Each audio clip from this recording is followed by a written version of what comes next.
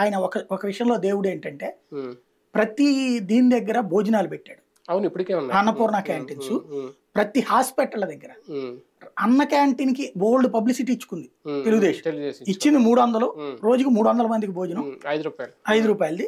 కానీ అక్కడ చక్కటి ఏ ప్రచారం ఆర్భాటం లేకుండా కానీ భోజనం కూడా బాగుంటుంది. భోజనం పర్ఫెక్ట్ గా పెట్టారు.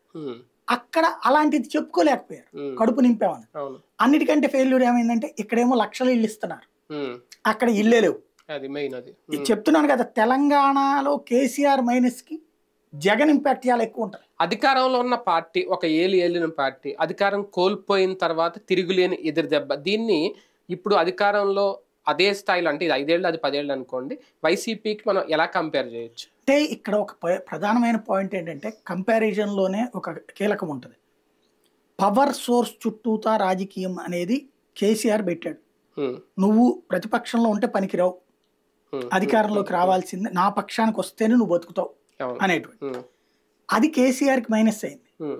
అట్లా ప్రతి ఒక్కరిని పట్టుకొచ్చుకుని వాడికి సీట్లు ఇచ్చుకున్నాడు, ఇక్కడ దెబ్బతిన్నాడు.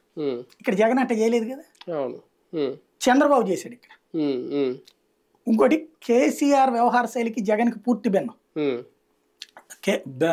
ఈ వ్యవహారంలో ఒకటే, ఏది వన్ మ్యాన్ ఆర్మీలు